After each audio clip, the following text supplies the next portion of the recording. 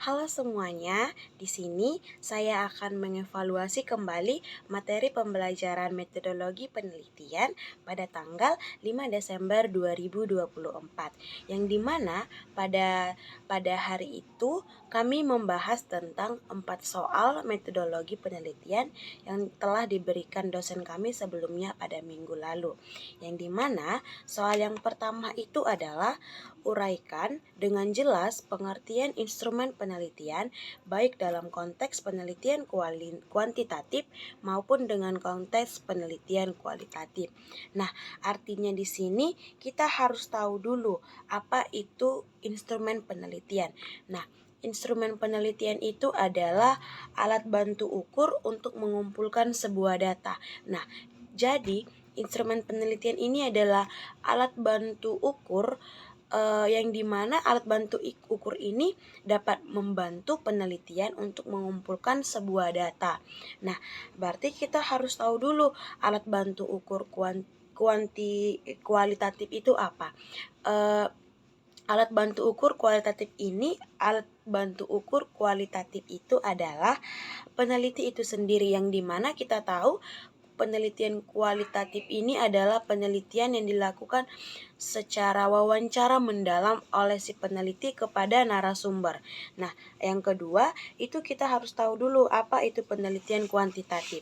Penelitian kuantitatif ini adalah penelitian yang kita lakukan secara tes ataupun secara numerik, yang dimana instrumen penelitian dari penelitian kuantitatif itu adalah seperti kuesioner, tes, angket, survei.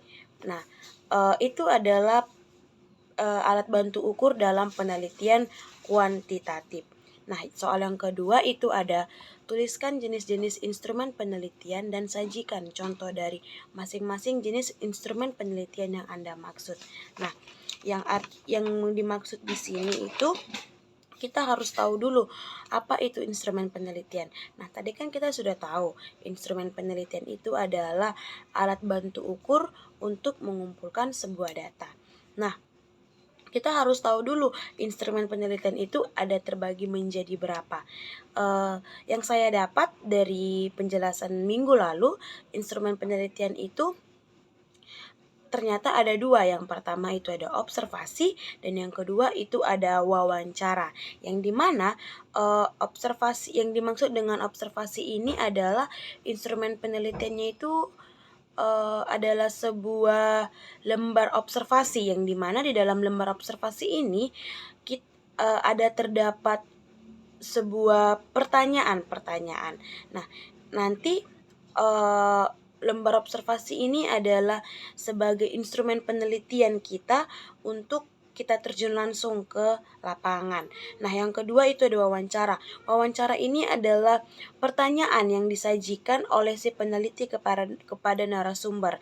Yang menjadi pertanyaan ini ada pertanyaan terstruktur dan ada juga pertanyaan tidak terstruktur. Yang dimaksud pertanyaan terstruktur ini adalah pertanyaan yang sudah dirancang, yang sudah ditentukan.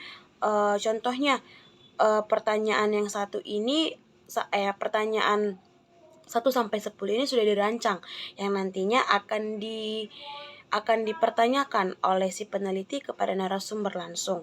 Nah, artinya pertanyaan tidak terstruktur ini adalah pertanyaan yang mengalir begitu saja nantinya ya, dan artinya tidak kita susun terlebih dahulu, tetapi keluar begitu saja dari pikiran dan mulut kita untuk menanyakan pertanyaan kepada narasumber. Selanjutnya kita masuk ke soal nomor 3, yang dimana pertanyaannya, jelaskan bagaimana cara mengembangkan atau membuat sebuah instrumen penelitian. Nah, di sini kita menyusun ataupun mendeskripsikan cara-cara bagaimana membuat sebuah instrumen itu. Yang pertama itu ada mengidentifikasi variabel-variabel yang diteliti. Yang kedua, kita menjabarkan variabel menjadi dimensi-dimensi. Dan yang ketiga, kita mencari indikator setiap dimensi. Nah, jika kita hanya membuat penyusunannya saja kita tahu, tetapi jika kita melakukannya langsung kita pasti tidak tahu. Maka dari itu, soal dari nomor 3 ini kita kaitkan dengan soal nomor 4, yang dimana soal nomor 4 ini temukanlah contoh instrumen penelitian dari sumber online untuk angket, kuesioner, tes, dan survei, lalu jelaskan apa perbedaan dari keempat instrumen tersebut.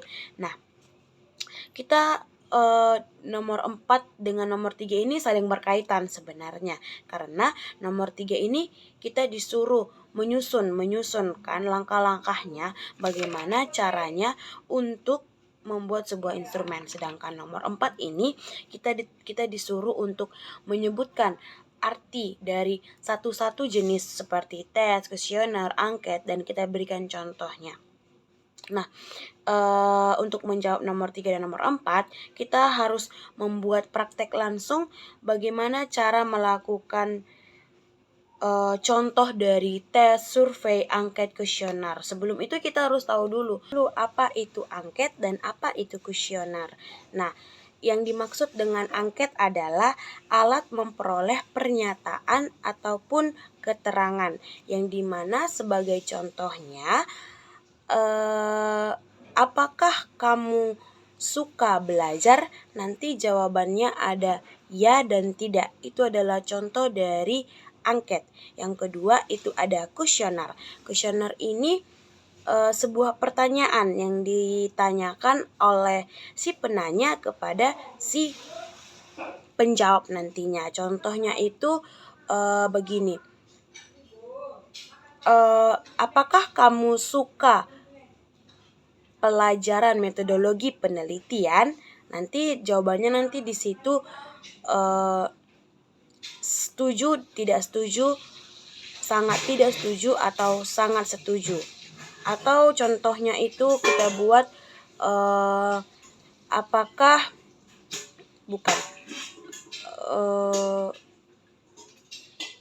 metodologi penelitian itu sangat menyenangkan. Nanti jawabannya sangat setuju, setuju, tidak setuju, atau kurang setuju. Nah, begitulah contohnya. Demikianlah pemaparan kembali penjelasan pada materi metodologi penelitian pada tanggal 5 Desember 2024. Saya ucapkan terima kasih.